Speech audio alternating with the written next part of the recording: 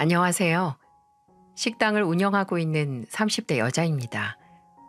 여러분은 결혼이 뭔지 진지하게 고민해 보신 적 있으신가요? 저도 결혼을 했지만 솔직히 그냥 생각 없이 이 사람이 좋고 이 사람이 믿을 만하고 남들 다 하는 결혼 살면서 한 번쯤 해야지 하는 생각으로 한 것 같습니다. 지금까지 별탈 없이 잘 살았기에 더욱이 결혼이라는 제도에 대해 진지하게 생각해 볼 기회가 없었고요. 결혼에서 성공이란 단순히 올바른 상대를 찾음으로써 오는 게 아니라 올바른 상대가 됨으로써 온다는 글을 본 적이 있었는데 솔직히 맞는 말은 아니라는 걸 깨달았어요. 아무리 내가 노력해서 올바른 상대가 돼도 상대방이 그 마음을 저버리고 알아주지 않으면 비극으로 끝나는 게 바로 결혼이니까요.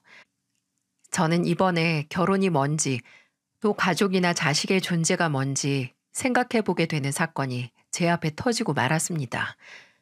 다른 누구도 아닌 저의 부모님으로 인해서 말이죠. 경상도 토박이인 저희 가족은 서울에서 대학을 다니고 취업한 여동생을 빼고 모두 계속 경상도에서 살고 있어요. 부모님께서는 합천에서 농사를 지으셨고 저는 고령으로 가서 보쌈집을 열고 결혼을 했습니다. 남동생은 본가에서 가까운 곳에 살면서 합천에서 경찰을 하고 있었고요. 결혼까지 서울에서 한 여동생을 빼고서는 가까이 사는 가족들은 자주 왕래를 하면서 살았네요. 저와 남동생이 날을 잡고 본가에 가면 늘 부모님보다도 저희를 먼저 반겨주시는 분들이 계셨습니다. 바로 김씨 아저씨 부부였죠. 김씨 아저씨는 저희 아버지의 무려 초등학교 친구십니다. 같은 동네에서 나고 자라 형제처럼 큰 두 분은 나중에는 부부끼리 친구가 되고 태어난 자식들도 친구가 되었죠. 멀리 사는 사촌들보다도 김씨 아저씨 내외를 많이 보고 자란 저희는 김씨 아저씨뿐만 아니라 김씨 아저씨 아내분께 늘 이모라고 부르며 잘 따랐습니다. 어렸을 때는 김씨 아저씨의 아내이니까 아무 생각 없이 똑같이 김씨 이모라고 불렀거든요. 그랬더니 이모가 이러시는 거예요. 야, 아들이 와 나는 김씨라고 부르노? 나는 안신디. 어린애들이 그저 김씨 아저씨랑 세트로 김씨 이모라고 부른 거죠. 이후로는 그냥 이모라고 불렀지만 막내였던 여동생은 떡이모라고 부르기도 했어요. 방앗간을 했던 이모는 늘 저희 집에 올 때 막한 떡을 가져오셨거든요. 본가에 가면 아버지나 어머니 목소리보다는 김씨 아저씨의 목소리가 먼저 들렸습니다. 아이고 우리 딸내미랑 아들내미 왔네. 야 우리 선정이 와 이리 삐쩍꼬랐노. 김씨 아저씨 와 계셨네요. 이제 이 집이 우리 집인지 김씨 아저씨 집인지 헷갈려요. 그래 내가 이 집 안방까지 꿰찰라고 그란다. 아이고 마 헛소리 말고 저 가서 양동이나 쌓아놔요. 선정아 잘 왔다. 뭐 묻나? 아이고 아가 와 이리 바람 불면 휘 날아가게 말랐노. 가서 너희 어머니랑 같이 국수 먹자. 국수. 너 온다 해서 멸치 육수 내놨다 아이가. 선정이 네가 잔치국수 억수로 좋아한다 아이가. 이모 전 안 보이세요? 예전부터 아주 누나만 예뻐하시지. 아이고 왜 우리 민호가 안 보이겠노. 키만 이렇게 커갖고 아주 저 논에 나가 있어도 다 보이겠다. 가까이 살면서 심심하면 건너와서 점심 같이 먹고 안 심심해도 뭐 하나 생기면 같이 먹자고 건너와서 저녁 먹는 사이인 저희 부모님과 김씨 아저씨 부부는 어디가 누구 집인지 이제 신경도 안 쓸 정도로 허물없고 가까운 사이였어요. 두 집 모두 농사를 지었지만 본인 집 농사보다는 상대방 집 농사가 잘 됐나 걱정을 하는 사이였죠. 김씨 아저씨는 제 기억 속에 맛있는 걸 많이 해주시는 아저씨였어요. 어렸을 때 여름만 되면 연례 행사처럼 가까운 계곡으로 두 가족이 나란히 놀러 갔었는데 그럴 때마다 아저씨 손에서는 집게와 가위가 떨어지지 않았거든요. 장어도 구워주시고 고기도 구워주시고 저희 배가 터질 만큼 빵빵해진 걸 보셔야 본인 입에 고기를 넣기 시작하셨고요. 신기한 게 평소 술을 안 좋아하셔서 입에도 안 되는 저희 아버지는 꼭 김씨 아저씨만 계시면 술을 드셨어요. 김씨 아저씨 앞에서는 술 한 잔 걸치고 풀어진 모습을 보여주셨죠. 제가 왜 매번 김씨 아저씨랑만 술을 드시냐고 물으니까 아버지는 이렇게 대답하셨어요. 내가 마음이 편해서 그런다 아이가. 마누라랑 아들 앞에서 안 보여주고 싶은 모습은 김순천이 앞에서는 마음 편히 보여줄 수 있다. 저는 그 말을 듣고 아, 이게 무뚝뚝한 경상도 사나이들의 우정인가 이런 생각을 했었습니다. 김씨 아저씨 가족과는 기쁨뿐만 아니라 슬픔 또한 나눴어요. 김씨 아저씨는 저희 할머니가 돌아가셨을 때 3일 내내 장례식장에서 저희 아버지 옆을 지켰습니다. 장례식 내내 눈물을 삼키던 아버지께서는 김씨 아저씨 어깨에 기대 눈물을 보이시기도 했어요. 또 이모께서는 정신이 없는 저희 어머니를 대신해서 저희 남매를 챙기셨고요. 저 같은 경우에는 김씨 아저씨보다는 이모에 관련된 기억이 더 많은데요. 아마 이모가 저를 정말 예뻐하셨기 때문이었을 거예요. 제 생각엔 친한 친구의 큰딸이라서 더 그랬나 봐요. 왜 첫 조카가 제일 예쁘고 애틋하다고 하잖아요. 이모는 정말 저를 친조카 정도로 생각하신 거죠. 저도 어려서부터 예쁨 받고 자란 기억이 새록새록 남아있어서 본가 가는 길이면 늘 이모 방앗간으로 먼저 가서 얼굴 도장도 찍었고요. 이모가 좋아하는 탁주도 한 병씩 사가고 가게에서 보쌈도 포장해서 가져다 드리곤 했습니다. 이모 방앗간을 나설 때면 아버지가 좋아하는 찹쌀 시루떡 사서 본가로 갔어요. 그때마다 제가 떡값을 내려고 하면 이모는 늘 손에 쥐고 있는 부채를 살살 흔들면서 이렇게 말씀하셨어요. 야야, 내가 그 돈을 와봤노? 치아라. 내가 네 두대기 갈면서 키웠는데 니한테 이 돈을 받겠나? 아유, 그냥 가라, 그냥 가. 네가 갖고 온 고기랑 퉁칠라니까. 저는 이런 이모 덕분에 살던 동네를 벗어나기 전까지는 떡을 돈 주고 사 먹어본 기억이 전혀 없네요. 지금은 드세고 억센 이모지만 제가 어렸을 때 기억하는 이모는 항상 조용하고 나긋나긋한 분이었어요. 거기엔 또 슬픈 사연이 있죠. 김씨 아저씨와 이모 사이에는 아들과 딸 이렇게 자식이 둘이었는데 그중 큰아들이 저와 같은 나이였거든요. 저보다 꼭 3개월 후에 태어난 아들은 학교에서 공부도 잘하고 참 착했어요. 성인 되고 바로 공장에 취업해서 나가 살았는데 20대 후반 참 아까운 나이에 사고로 그만 세상을 뜨게 됐습니다. 음주운전 운전자 차량에 치여 그 자리에서 바로 즉사했죠. 자식을 먼저 보낸 부모의 모습을 본 적이 있으신가요? 앞에서 차마 숨소리도 못 낸답니다. 위로의 말은 아예 하지도 못하고요. 큰아들의 장례식에서 이모는 3번 정도 혼절을 하셨고 이후로는 그 나긋하고 조용한 모습은 아들과 함께 땅에 묻어버리셨어요. 억울하게 떠난 자식에 대한 슬픔으로 세상에 대한 불만과 원망이 많아져서 이리저리 시비도 참 많이 거셔서 싸움도 많이 났네요. 사정을 알기도 했고 또 원래 동네에서 평판이 좋았었기에 동네 사람들은 그저 자식 떠나보낸 양반이니까 쉬쉬하고 넘어가기만 했었죠.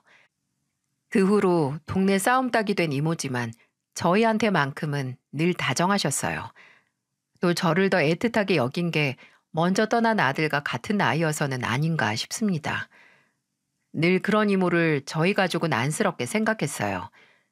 특히나 이모가 저희 어머니를 부러워할 때면 더 마음이 좋지 않았죠. 예, 선정아. 너 엄마는 어쩜 그리 아들을 잘 키웠노?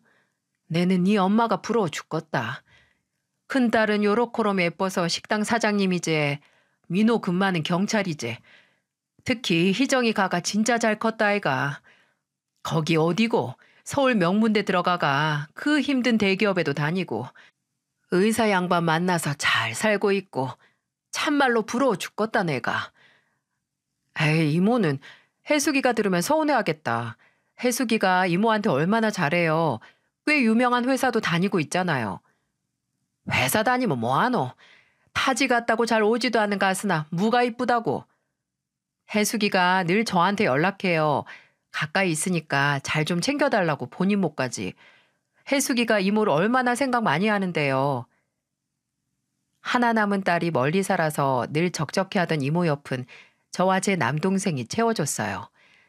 김씨 아저씨와 이모가 저희에게 잘해주시는 만큼 저희도 또 다른 자식들처럼 살뜰히 모셨죠. 이렇게 두 가족들 서로 모르는 구석 하나 없는 김씨 아저씨와 저희 집은 몇십 년의 인연을 계속 유지해오고 있었어요. 집안에 숟가락이 몇 개고 젓가락이 몇 개인지 죄다 꿰차고 있을 정도였으니까요. 그렇게 서로가 서로의 울타리가 되어주며 가족처럼 지내왔는데 이 울타리는 죄다 무너질 수 있는 허상이었다는 걸 알게 되는 끔찍한 계기가 있었습니다. 아버지의 경운기 사고로 세상을 떠나시면서 모든 사실이 수면으로 올라오기 시작했어요. 정말 마른 하늘의 날벼락이었죠.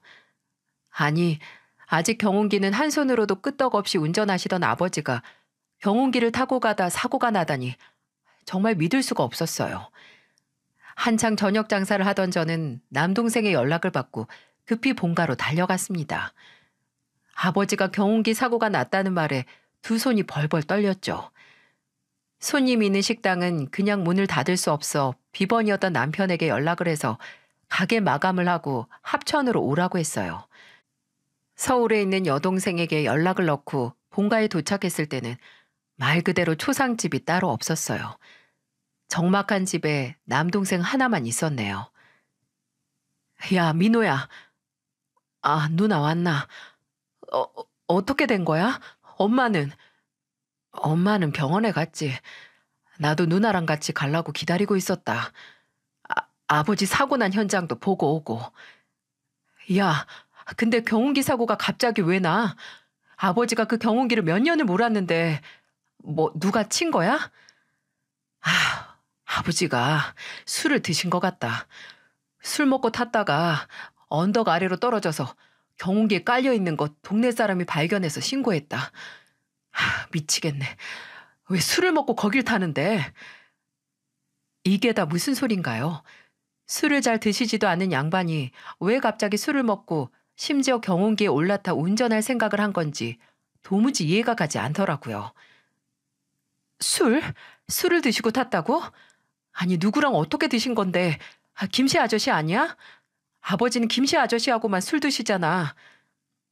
안 그래도 물어보려고. 김씨 아저씨 지금 엄마랑 같이 병원 갔다. 이모도 같이 갔고. 가서 물어봐야지. 평소에 술도 안 마시는 양반이 아니 왜 술을 먹고 핸들에 손을 댔냐고. 저와 남동생은 함께 병원으로 향했습니다. 그곳에는 참담한 표정의 김씨 아저씨와 울고 있는 어머니를 달래고 있는 이모가 계셨어요.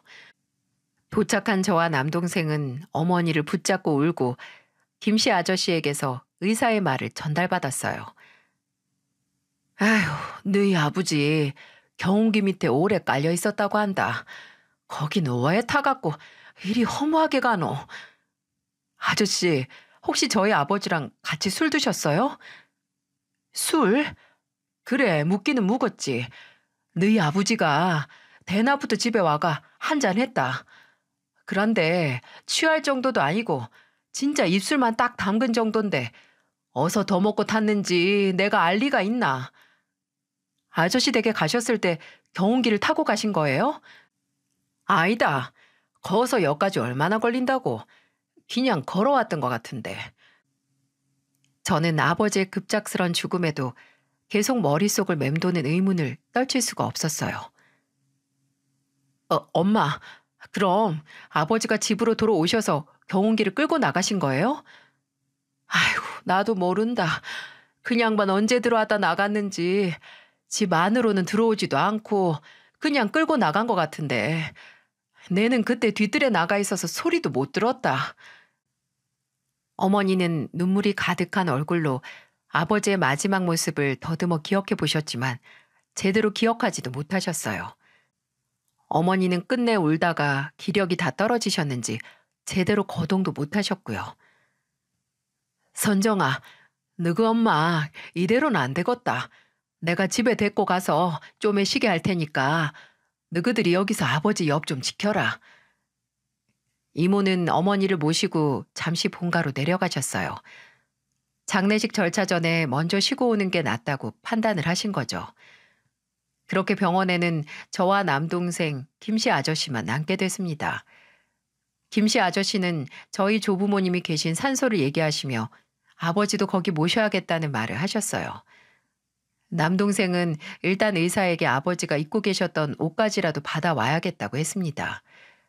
몇 시간 후에 여동생이 서울에서 내려왔네요. 애가 얼굴이 새하얗게 질려서 제 얼굴을 보자마자 무릎을 꿇고 울기 시작하더군요. 저희 자매는 그렇게 얼싸안고 한참을 울었어요. 지병도 아니고 예상치 못한 아버지의 죽음은 정말 실감이 안 날 정도로 너무나 충격적이었으니까요. 한참을 울다가 진정이 돼서 대기했다가 아버지의 사망 진단서를 발급받았네요. 저와 동생은 진단서를 나눠 손에 들고 앞으로 어떻게 할지 의논을 했습니다. 언니, 아버지는 그럼 할아버지랑 할머니 계시는 선산에 모시면 되나? 그건 먼저 연락을 해야 하는 거지. 아침에 군청에 연락해야지.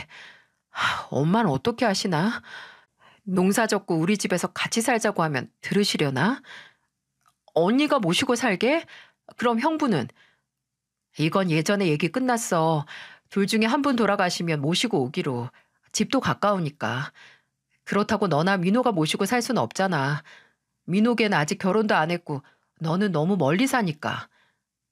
난 상관없는데 엄마가 서울살이만 괜찮다고 하시면 우리 집 근처에 어머니 사실 아파트 하나 마련해 드려도 되고. 너 의사 남편 두더니 어째 스케일이 커졌다. 뭔 소리래. 엄마랑 아버지 땅 팔면 그 돈으로 해드리려고 했는데. 우리 아버지 불쌍해서 어쩌냐. 아니 왜 안 하던 행동을 해서 이렇게 가셔. 남는 엄마도 불쌍해서 어떻게 하고. 언니, 내가 아버지 장례 끝나면 며칠 엄마 모시고 해외여행이나 다녀올까?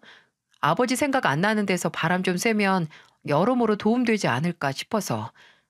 엄마가 가신다고만 하면 좋지. 저와 여동생이 이런저런 앞으로의 계획에 대해서 얘기를 하고 있을 때 저 멀리서 남동생의 목소리가 들렸습니다. 누나! 누나! 저는 갑자기 저를 부르는 큰 목소리에 깜짝 놀랐죠. 야, 병원에서 왜 큰 소리야? 근데 너 얼굴이 왜 그래? 뭐야, 오빠, 누가 쫓아와? 다 큰 놈이 병원에서 뛰고 큰 소리 내서 잔소리 좀 하려는데 그냥 입이 꾹 다물어졌어요. 왜냐하면 여동생과 제 앞으로 다가오는 남동생의 얼굴이 새파랗게 질려 있었거든요. 아니 분명 새파랗게 질려 있다가 갑자기 제 손으로 머리카락을 벅벅 긁어 넘기면서 붉어지기도 하고 얘가 아버지 죽음에 큰 충격을 받아 제정신이 아닌 건가 싶었습니다. 그리고 계속해서 입을 달싹거리면서 뭔가 할 말이 있는 것처럼 구는데 속이 답답해져서 남동생에게 대체 왜 그러는지 물었어요. 뭔데? 너 왜 그러는데? 얼른 말해봐. 내가 정말 미치겠다, 미치겠어. 이게 무슨 일이고? 사람 답답하게 만들지 말고 빨리 말해. 무슨 일인데? 여동생이 답답해서 빽 소리를 지르자 남동생은 그제야 들고 있는 쇼핑백에서 뭔가를 꺼내더군요. 그거 아버지 옷이야? 사고 나셨을 때 입고 계셨던? 남동생이 쇼핑백에서 아버지의 옷이라도 꺼내나 싶었는데 제게 뭔가 건네는 남동생의 손에는 옷이 아닌 다른 게 들려있더군요. 바로 수첩이었어요. 아버지가 늘 가지고 다니시던 작은 검정색 가죽 수첩 말이죠. 이거 아버지 수첩이잖아. 이거 어디 있었어? 아버지가 가지고 계셨던 거야? 아버지 조끼 아가슴 주머니에 있더라. 근데 누나 한번 읽어봐라. 내가 말을 못하겠다. 대체 뭔데 그러는데 이게 뭐야? 답답하게 구는 남동생에게서 수첩을 가져온 저는 아버지의 손때가 묻은 낡은 수첩을 펼쳐보았습니다. 앞에 몇 장은 아버지 농사와 관련된 메모가 몇 개 있었고 그 다음부터는 아버지가 쓴 일기가 있었죠. 거의 맨 뒷장까지 그득그득 적힌 일기는 앞에 몇 자만 읽어도 그 자리에 주저앉을 뻔했었네요. 9월 26일. 초저녁부터 순천이가 집으로 와서 막걸리 한 잔 했다. 선정엄마가 두부김치를 해줬는데 내리 먹고 마시다가 그대로 잠이 든 것 같다. 잠들기 전에 순천이가 이놈은 막걸리 한 통을 채우는 꼴을 못 봤다 라고 웃는 걸 들은 것 같다. 그렇게 한동안 있다가 주방에서 떨그럭떨그럭 거리는 소리에 설핏 잠에서 깼다. 선정 엄마가 설거지를 하나 하고 무거운 눈을 들어 올리는데 나는 거실에 누워있고 주방 모습이 여실히 눈앞에 들어왔다. 술이 들어가서 그런 건지 눈이 뜨끔한 것 같고 어질어질했다. 근데 술 때문이 아니었다. 취해 누워있던 내 눈앞에 있는 주방의 광경 때문이었다. 설거지를 하고 있는 건 선정 엄마가 아니었다. 내 친구 순천이었다. 그리고 그런 순천이 뒤에 딱 붙어있는 저 사람, 내 아이들의 엄마였다. 선정 엄마가 설거지하는 순천이 뒤에 앞판을 딱 붙이고 붙어 있었다. 이게 무슨 일인가 했다. 눈앞의 모습을 이해하기 시작하자 간간히 소리도 들렸다. 선정 엄마는 순천이 옆구리를 살살 만지면서 살이 좀 찐 것 같네 라고 했고 순천이는 이에 당신이 맨날 맛있는 거 해주니까 그렇지 라고 한다. 둘이서 간질간질한 말을 주고받는데 난 도무지 움직일 수가 없었다. 당장 그 자리에서 일어나 이게 뭐 하는 짓이냐고 따져야 했지만 내 몸은 도무지 움직이질 않았다. 혹시 내가 술김에 헛걸 본 거면 어쩌나. 나는 그냥 누운 그 자리에서 그대로 눈을 감아버렸다. 아버지의 첫 번째 일기를 읽은 저는 그대로 굳어 있었습니다.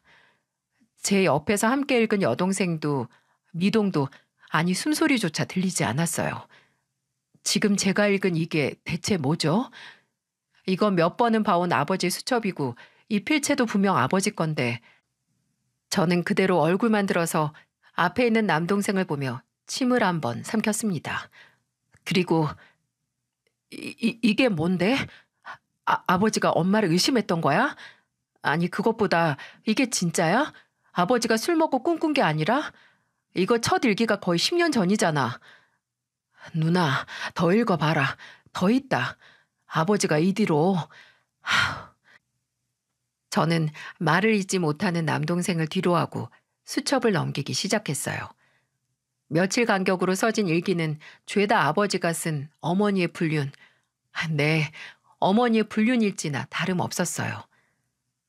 10월 3일, 미용실 간다던 사람이 안 와서 혹시나 하는 마음에 그 사람이 가는 미용실에 찾아갔다. 미용실 아줌의 말이 오늘 가게 안 왔단다. 환장할 노릇이다. 전화로 전화해서 받질 않아서 집에서 내리 기다렸다. 밤이 돼서 집에 오더니 뻔뻔한 얼굴로 머리하고 왔단다.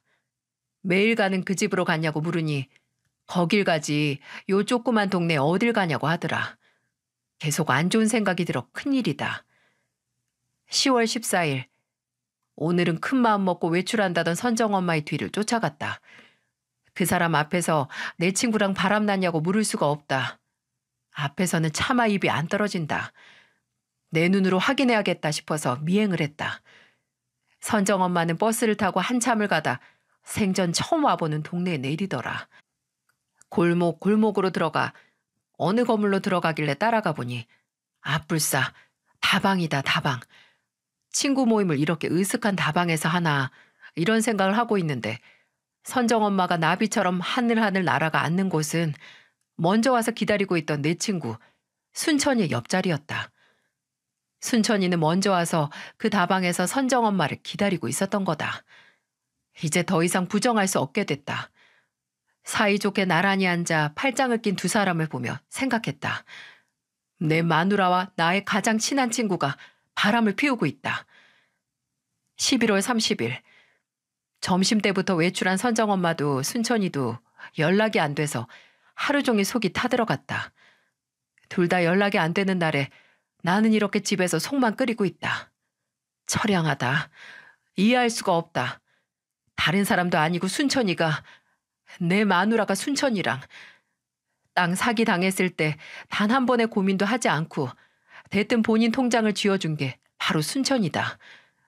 더 이상 뭐가 뭔지 잘 모르겠다. 지금까지 내가 살아오면서 얻은 보물 2개가 있다면 가족과 친구뿐인데 그 2개가 나란히 흔들고 있는 것 같다. 몇 십, 몇백 개 일기 앞에서 저는 뭐라고 형용할 수 없는 감정이었어요. 아버지의 착각이 아닐까, 아버지가 뭔가 잘못 알았겠지 하는 생각과 동시에 우리 어머니가 이런 걸 보고 혼자만 속 썩였을 아버지를 생각하니 당장 가슴이 미어지기도 하더라고요. 그리고 더 미칠 노릇은 저희 아버지께서 위암으로 투병 중이었을 때 쓰인 일기도 있다는 겁니다. 6월 3일, 위암 판정을 받았다. 속이 타들어가던 게 선정 엄마의 바람 때문이 아니라 암세포 때문이었을까? 일찍이 가서 발견해 천만 다행이었다. 선정 엄마는 당장 병원에 입원하자고 한다. 사람 붙여줄 테니 걱정 말라고. 내가 걱정하는 게 그게 아니라는 걸 이 사람은 알기나 할까? 내가 없는 틈에 순천이 그 자식과 아예 살림을 차리는 건 아닌지 걱정을 하고 있는데. 7월 21일 병원에만 있으면서 병원밥만 먹으니 입맛이 아주 뚝뚝 떨어진다. 그래서 선정 엄마한테 연락을 해서 반찬 몇 개만 가져다 달라고 하니 본인은 바쁘다고 나중에 간다는 소리만 해댄다. 안 온 지가 일주일은 다 되어 가는데 오늘도 나중에 소리만 하니 속이 쓰리다. 내가 병원에 처박혀 있으니 그 사람 얼굴은 매일같이 반질반질해진다. 장애물 같은 남편이 알아서 비켜주니까 순천이랑 손뼉치며 놀고 있겠지. 매번 오는 선정이랑 민호 얼굴 보기가 점점 힘들어진다. 희정이 전화를 받아도 오래 얘기를 못하겠다. 애들 앞에서 웃기도 힘들고 이 몸으로 더 이상 비밀을 간직하고 있기도 버겁다. 그리고 거의 끝장에 있는 아버지의 메모에 저는 간신히 버티던 이성의 끈을 놓고 바닥에 주저앉았어요. 아버지는 흐릿한 글씨체로 이렇게 적어 놓으셨죠. 그 무엇보다 무서운 건 하나뿐인 아내를 잃는 것도 50년지기 친구를 잃는 것도 아니다. 그저 우리 아이들이 걱정이다. 애들이 아내 관수도 못한 무능한 아버지라고 생각할까. 그게 제일 두렵다. 가정도 못 지킨 애비 취급할까 봐 가장 무섭다. 뭐라 용기 내어 해결도 못하는 못난 애비라 아이들에게 너무 미안하다. 아버지의 글은 저를 주저앉혔어요. 아무 말도 못하는 저와 여동생에게 남동생은 주먹을 바르르 떨더니 또 쇼핑백에서 뭔가 꺼내 저희에게 넘겼어요. 그건 바로 액정이 다 나가 있는 아버지의 휴대폰이었죠. 이렇게 다 깨졌어도 켜지기는 켜진다. 나도 처음에는 믿고 싶지도 않았는데 이어 다 있더라. 아버지가 사진도 남겨놓으셨다. 주저앉아 있는 저를 대신해 여동생은 당장 바스라져도 이상할 것 없는 휴대폰을 건네받아 확인을 했습니다. 이윽고 여동생의 입에서는 기가 차다는 듯이 한숨이 새어나왔죠. 저는 이 모든 일을 당사자에게 들어야 한다고 생각을 했습니다. 당장 아버지 장례를 치러야 하는데 이런 억울한 일이 사실인지 여부를 알아야 했고, 사실이라면 어떻게 해서든 아버지가 묻히시기 전에 해명이나 사과를 들어야 한다는 생각밖에 없었어요. 희정아, 제부는 언제 와? 이제 출발한다고 하는데. 그럼 너랑 민호랑 같이 여기 있어봐. 장례 지도사 번호 내가 너한테 보낼게. 나는 엄마한테 가야겠어. 누나, 지금 가서 어쩔 건데? 어쩌긴 뭘 어째. 진짜인지 아닌지 들어야지. 아버지가 저렇게 누워 계시는데 땅에 들어가시기 전에 진실이 뭔지 아셔야 하는 거 아니야? 그럼 나랑 같이 가자. 희정아, 일단 혼자 있어봐라. 네 형부도 조금 있으면 올 거야. 알았어. 근데 언니, 아까 김씨 아저씨랑 같이 있었다고 하지 않았어? 그 아저씨한테도 물어봐야지. 몰라. 아까 전화 받는다고 하더니 아직도 안 와. 혹시 우리 갔을 때 다시 오면 넌 그냥 모른 척 하고 있어. 알았지? 그렇게 저와 남동생은 어머니가 계시는 본가로 향했습니다. 이제 아버지가 세상에 안 계시다는 것만으로도 감당이 안 되는데 어머니가 장장 10년 동안 저희를 속이고 김씨 아저씨와 바람을 폈고 또 그 사실을 혼자 끙끙 앓고 알았다는 아버지 고백까지 감당해야 했었죠. 믿어지시나요? 저와 남동생은 본가로 향하는 길에 차 안에서 한마디도 하지 않았습니다. 동생은 무슨 생각을 했을지 모르는데 저는 기억을 더듬었어요. 혹시 내가 눈치 못 챘을 어떤 낌새가 있었나 하고요. 기억이 나는 건 그저 몇 주 전부터 김씨 아저씨가 본가에 자주 안 오셨다는 것뿐이었어요. 매번 김씨 아저씨와 이모 나란히 저희 본가에 계셨는데 어느 순간 이모만 놀러 오셨거든요. 이모는 그저 그 양반 뭐가 바쁜지 매일 밭일도 내팽개치고 나돌아다닌다 이렇게만 말씀하셔서 별 생각하지 않았거든요. 설마 이 일과 관련이 돼 있을까 머리가 깨져라 생각을 했죠. 그렇게 한참 머리통을 쥐어짜는데 어느덧 저기 본가가 보이더라고요. 남동생은 주차를 하고 한동안 핸들을 잡고 놓지 못하더군요. 복잡한 표정으로 차에서 내리지도 않고 있는 모습을 한번 보고 저는 바로 차에서 내렸습니다. 이 말도 안 되는 일을 바로 잡아야 했으니까요. 제가 차에서 내려 마당을 가로질러 현관으로 가니 뒤이어 남동생이 차에서 내려 쫓아오는 소리가 들리더군요. 집은 거실에 등 하나만 켜져 있고 정막만이 감돌았어요. 저는 거침없이 집으로 들어가 어머니를 찾았죠. 근데 그때 주방 쪽에서 물 한 잔을 들고 나오는 어머니를 발견했고 어머니는 갑자기 나타난 저희들을 보고 화들짝 놀라시더군요. 아이고 깜짝이야. 너가 왜 여 있노? 병원에는 누가 있고? 희정이가 있어요. 근데 엄마, 우리가 할 말이 있는데 이모는요? 저희 집으로 건너갔지. 이따 같이 가자고 하고. 남동생은 제 눈치를 보며 기어들어가는 말투로 말했고 어머니는 저희가 뭘 아는지 까맣게 모르는 얼굴로 이런저런 말을 하더군요. 저는 주머니 속에 든 아버지의 수첩을 한번 잡았다가 바로 어머니께 물었어요. 엄마, 혹시 바람 펴요? 뭐? 이게 무슨 소리고? 바람은 무슨 바람? 엄마, 지금 거짓말할 생각하지 마세요. 우리가 확실한 증거가 있어서 하는 소리예요. 근데 엄마 입으로 직접 들어야 할 것 같아서 그래. 제발 솔직하게 말해줘요. 엄마, 아버지 내버려 두고 다른 남자랑 바람 피웠어요? 얘는 이상한 소리 하지 마라. 내가 바람을 피우기는 뭘 바람을 피워. 아휴, 이제 와서 얘기하는 건데 네가 아버지 투병하고 나서 사람이 예민해져가 나한테 아주 의처증 마냥 굴었다 아이가. 내가 그래도 사람이 아팠으니까 하고 이해하고 넘어갔는데 니들이 그 인간 사고 나기 전에 무슨 말을 들었는지 몰라도 죄다 상상이다 상상. 아휴, 어떻게 아버지 돌아가신 날 이런 말 할 수가 있노? 그런 일 없다고 말도 안 된다고 단호하게 말하는 어머니를 보고 솔직히 아까 차에서는 이런 부정을 바라기도 했습니다. 어머니가 아니라고 하면 그만이니까요. 하지만 제 눈으로 직접 증거를 본 이상 물러설 수 없었습니다. 저는 그대로 아버지 휴대폰을 켜서 어머니 얼굴에 들이밀었어요.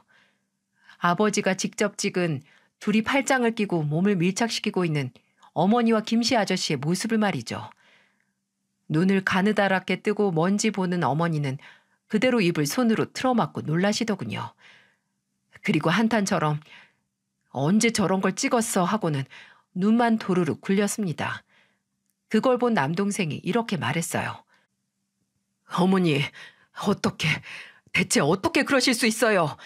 아니 바람을 펴도 김씨 아저씨랑 정말 미쳤어요? 아버지가 불쌍하지도 않냐고요. 울분에 차 고함을 지른 남동생의 말에 어머니는 눈을 한번 질끈 감더니 꼭 다물고 있던 입을 열었어요. 내가 잘못했다.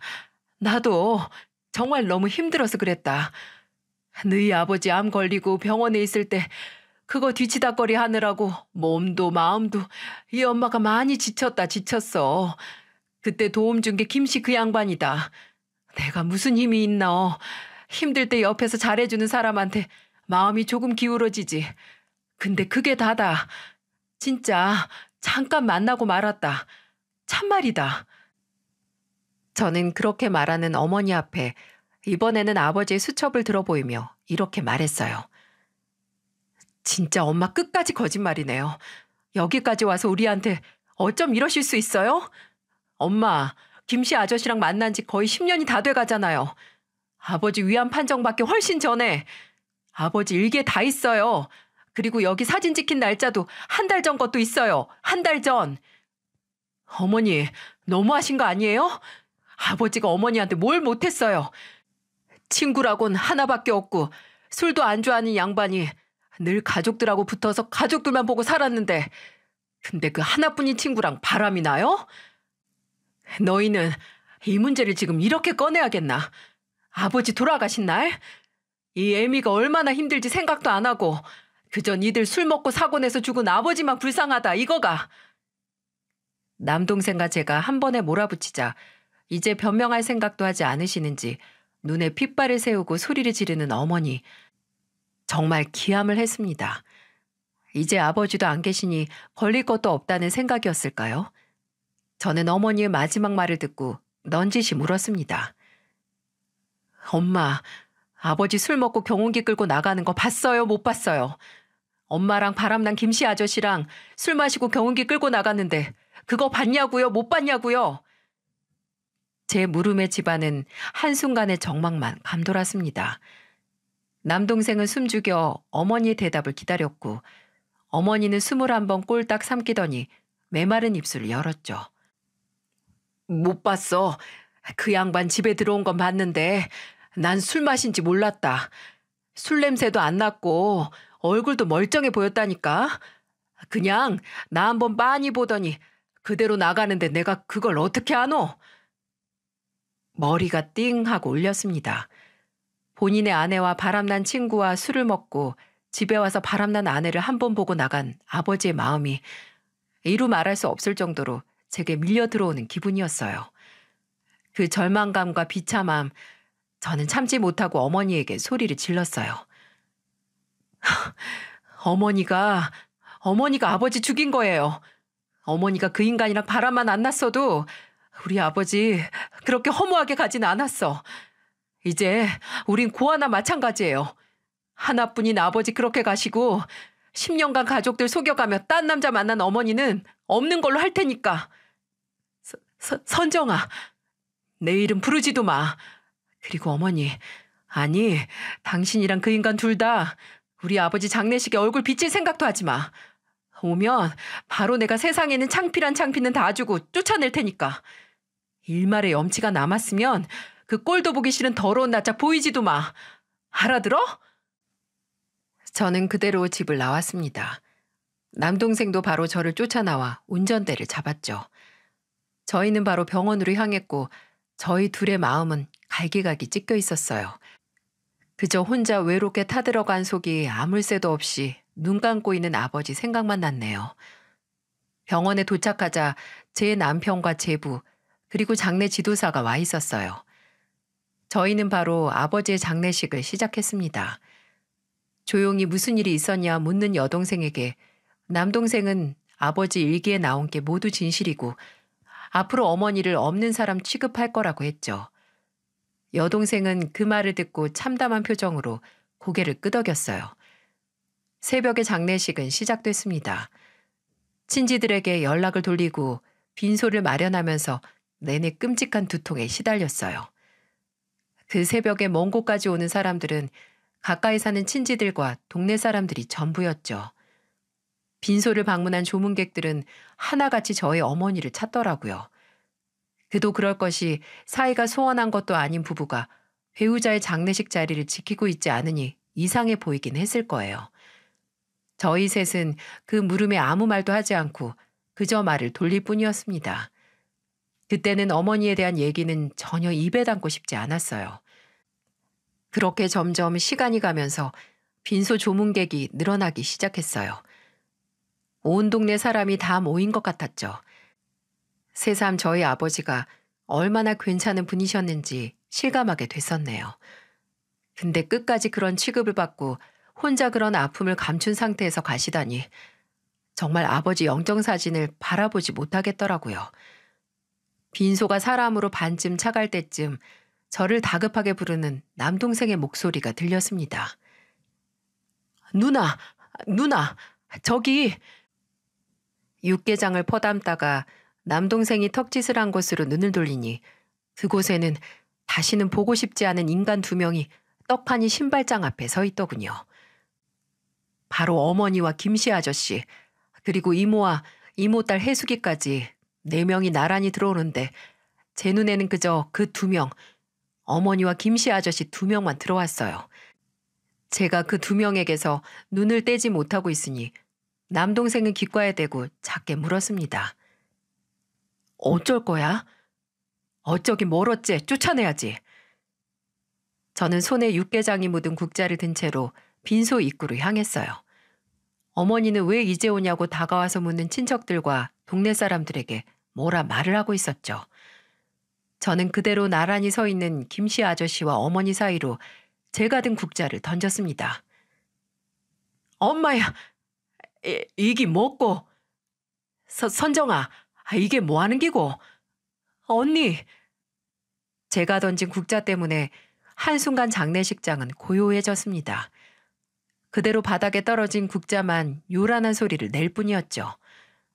저는 제게 뭐 하는 짓이냐고 묻는 어른들 말에 대꾸도 하지 않고 그 둘만 쳐다보면서 말했어요. 여기가 어디라고 와요? 내가 분명히 오지 말라고 했지. 제 고함의 어머니는 한순간에 사색이 됐고 뭔가 어머니에게 들은 건지 김씨 아저씨는 놀랐다기보다 당혹스러운 낯빛을 하고 있더군요. 그저 옆에 있던 이모와 혜숙이가 당황해서 저를 말릴 뿐이었어요. 야, 선정아, 너 지금 뭐 하는 거야? 선정아, 네 지금 뭐 하는 기고? 무슨 일인데? 술렁거리는 장례식장에서 저는 그저 김씨 아저씨와 어머니를 번갈아 가면서 보고 물었습니다. 내가 말해요? 내가 지금 왜 이러는지? 선정아, 일단 들어가자. 들어가서 얘기하자. 저를 달래면서 빈소 안으로 들어오려는 김씨 아저씨를 보고 저는 몸을 던져 입구를 막았습니다. 옆에 있던 남동생도 그런 김씨 아저씨를 제지하고 여동생도 곧 제 뒤로 따라왔죠. 들어가긴 어딜 들어가. 불쌍한 우리 아버지 속여먹고 둘이 붙어먹은 인간들이 감히 우리 아버지 마지막 길을 같이 배웅하려고 해? 아버지가 누구 때문에 죽었는데. 다 당신 둘이서 바람나서 그런 거 아니야? 날카로운 저의 목소리에 장례식장은 한순간에 아수라장이 됐습니다. 이모는 제 팔을 잡고 그게 대체 무슨 말이냐고 했고 혜숙이는 사색이 됐죠. 빈소 안에 있던 조문객들은 모두 나와 구경을 했고요. 저희 아버지 장례식에서 이 사단이 난 건 유감스럽지만 정말 무엇보다 저 둘이 쌍으로 저희 아버지 영정사진 앞에 있는 모습을 아버지께 보여드리게 할 수는 없었어요. 저는 그때 여기서 혀 깨물고 죽는 한이 있더라도 그 둘은 빈소에 들이지 않겠다고 생각했습니다. 내가 분명히 말했죠. 둘 다 여기 오면 각오해야 할 거라고. 창피당할 각오하고 오라고. 근데 태연하게 둘이서 같이 들어와? 제정신이야? 당신은 몇십 년을 같이 산 남편의 제일 친한 친구랑 바람났고 당신은 50년 지기 중마고 마누라랑 바람난 주제 무슨 염치로 고개 빳빳이 들고 여길 와? 당신들이 눈만 안 맞았어도 우리 아버지 이렇게 안 죽었어. 애숙 아버지, 이게 무슨 말이고 지금? 말 좀 해봐라. 선정이 아가 지금 하는 말이 도대체 무슨 말인데? 내도 모른다. 선정아, 일단 들어가자. 들어가가 얘기하자. 절대 안 되지. 당장 나가요. 우리 아버지한테 당신들 얼굴 보여주고 싶지 않으니까 더 이상 창피당하고 싶지 않으면 당장 나가라고. 선정아, 너 지금 제정신이야? 너희 아버지 빈소에서 이 난리를 치고 싶어? 어머니 말 참 잘하셨네요. 그럼 우리 어머니는 아버지 버리고 뒤에서 아버지랑 가장 친한 친구랑 바람나고 싶었어요? 우리가 빤히 옆에 있는데? 아버지가 다 알고 계셨는데. 남동생의 말에 어머니는 합주기 마냥 입을 꼭 다물고 얼굴만 시뻘개졌습니다. 김씨 아저씨는 와 미치겠네라고 말하면서 한숨만 푹푹 쉴 뿐이었죠. 우리는 이제 어머니 없는 셈 칠 테니까 알아서 사세요. 계속 저 인간이랑 뒤에서 만나든 혼자 살든 아무런 상관 안 할 테니까 이제는 가족 눈치 보지 말고 편히 바람이나 피우면서 살아요. 민호야, 너 진짜. 희정이 너도 같은 생각이가? 이 불쌍한 애미를 이런 취급하는 게? 불쌍하긴 누가 불쌍해요. 여기서 불쌍한 건 아버지랑 우리 셋뿐이에요. 엄마가 이렇게 만든 거예요. 10년 동안 바람 피운 거 이제야 돌려받는 거라고요. 한순간에 저희 남매에게 버림받은 어머니는 당장에라도 쓰러질 몰골이었어요. 저는 마지막이다 하고 이렇게 말을 했죠. 가세요. 가서 2번 다시 우리 눈앞에 띄지 마세요. 연락도 하지 말고 죽은 인간처럼 지내요. 나는 당장 당신이란 인간 배에서 태어난 것만으로도 치가 떨리니까 이대로 우리 인생에서 나가라고요.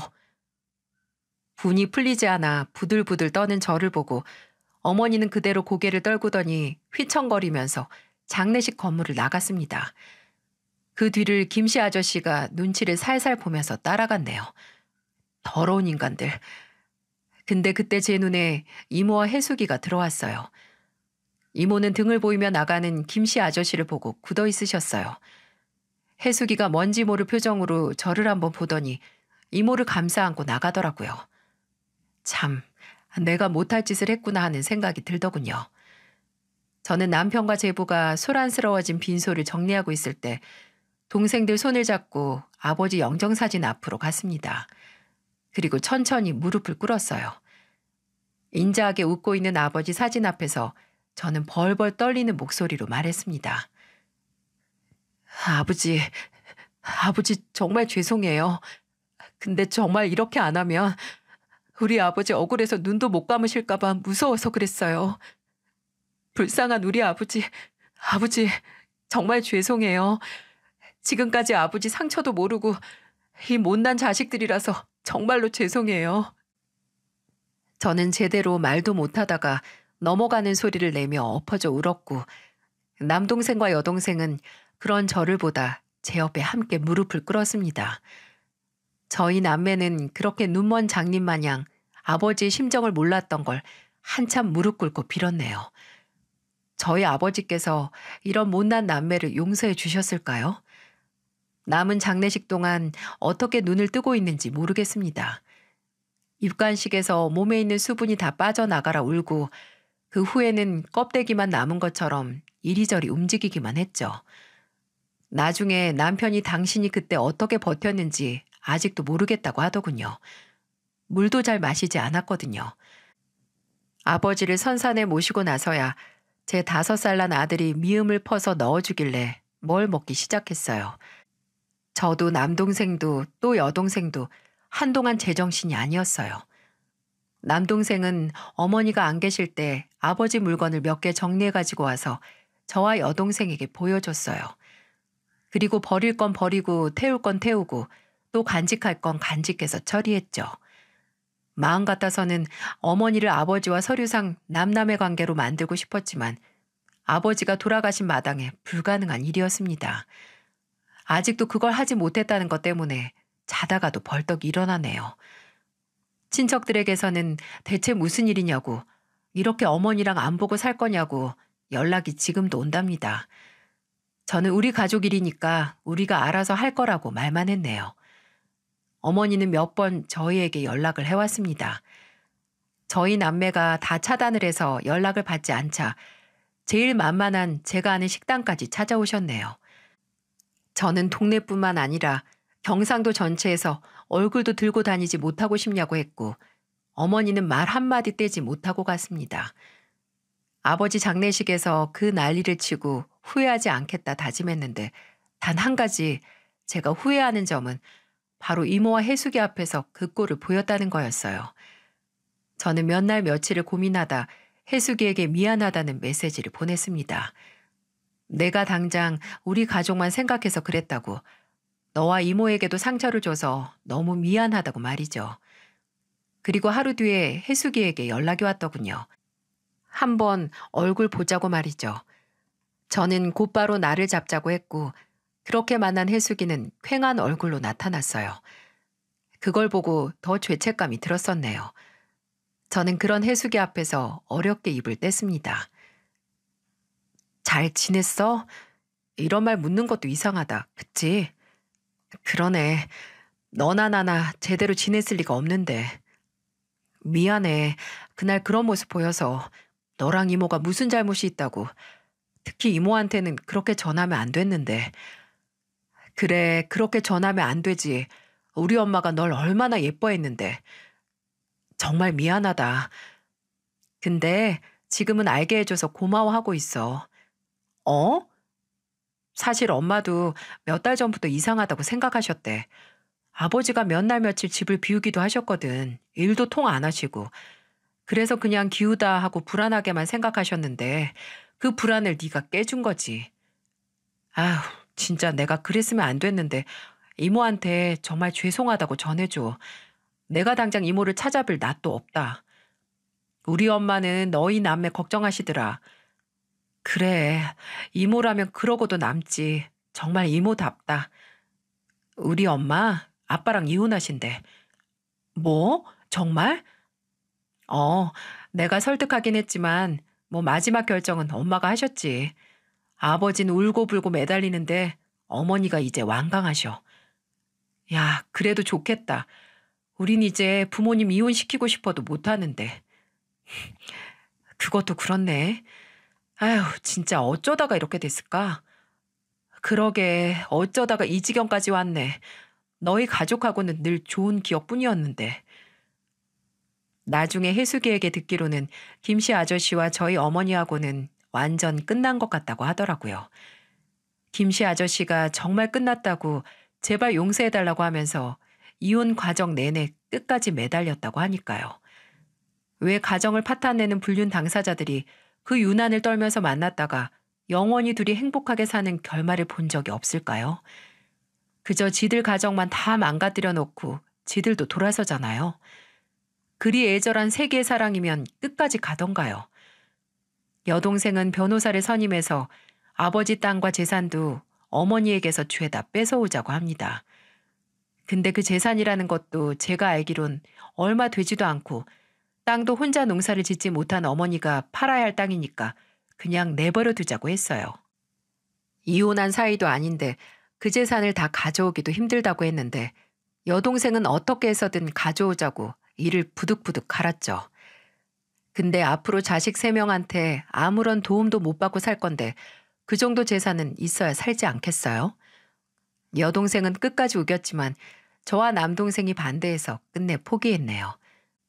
어쩔 때는 참 저보다 독한 애 같아요. 또 혜숙이에게 전해 듣기로는 어머니와 김씨 아저씨 둘 다 얼굴을 들고 다니지 못한다고 합니다. 김씨 아저씨는 이혼을 하고 그 지역 생활을 아예 정리한다고 해요. 그도 그럴 것이 저희 아버지 장례식 후에 최소 몇 주간은 어머니와 김씨 아저씨의 불륜 사실이 그 동네 뜨거운 감자였거든요. 예민한 문제이긴 한데 여기저기 그 얘기를 안 하는 사람이 없는 수준이었으니까요. 동네 아이들까지 알고 있으니 말 다 했죠. 그래서 그런지 남동생은 발령만 바라보고 있네요. 아무래도 어머니와 같은 동네에 또 같은 지역에 경찰로 있으니 불편한가 봅니다. 이사할 집을 알아보고 있다는데 발령이 언제 날지 알 수 없어 답답하다고 합니다. 다른 지역에 살고 있는 저와 여동생보다는 남동생이 고생을 했을 거예요. 근데 후회는 없다고 본인 입으로 말하네요. 이렇게 손가락질 받고 입에 오르내리는 게 아버지가 끝까지 억울하게 눈 감으시는 것보다는 낫다고요. 그렇게 아버지가 돌아가시고 어머니라는 인간과 연을 끊은 지 몇 달은 흘렀는데 아직도 그렇게 바라는 아버지 꿈을 꾸지도 못하고 모르는 번호로 종종 전화가 오고 있어요. 꿈에서 아버지를 만나면 꼭 죄송하다고 말씀을 드리고 싶은데 왜 나타나 주지 않으시는 걸까요? 혹시 장례식에서 그런 걸 보였다고 저를 벌 주시는 걸까요? 그런 거라면 달게 받고 끝까지 기다려야겠죠. 아버지가 저를 용서해 주실 때까지 말이죠. 요즘 황혼 이혼이다 뭐다 마치 유행처럼 번지고 있잖아요. 자식들에게 미안해서 참고 참다가 하는 어른들이 많으니까요. 이혼도 이제 흠이 아니고 필요하다면 해야 한다는 인식이 자리 잡아가고 있기도 합니다. 저는 이혼이 자식들에게 상처가 될 수 있다고 생각하지만 그것보다도 욕망에 눈이 멀어 가족을 배신하는 게 몇 배는 더한 상처가 된다고 봅니다. 그러니 부디 세상에 있는 모든 부모님들, 모든 배우자들이 가족에게 더 큰 상처를 주기 전에 차라리 이혼이라는 선택을 했으면 합니다.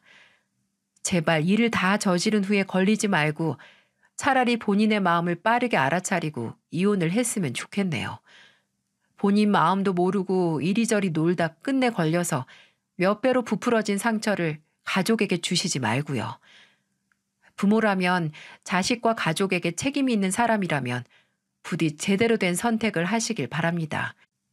저와 동생들은 앞으로 남은 인생 동안 그 책임을 다하지 않고 배신을 선택한 어머니에 대한 원망과 또 혼자 그 고통을 모두 안고 가는 걸 선택한 아버지에 대한 죄책감을 지고 살 겁니다. 분명 어느 순간 그 상처가 치유는 될 테지만 흉터는 남을 것 같아요. 저도 동생들도 그저 남은 가족들끼리 그 흉터를 매만져주고 보듬어주면서 살아갈 테죠. 저도 자식 있는 부모로서 자식에게 어리석고 잘못된 선택을 한 결과물을 절대 보여주지 않기 위해 노력할 겁니다. 저와 같이 채널을 즐겁게 들으시는 모든 분들께서 부디 부끄럽지 않은 부모, 부끄럽지 않은 배우자가 되시길 바랍니다. 모두들 행복하시고 건강하세요.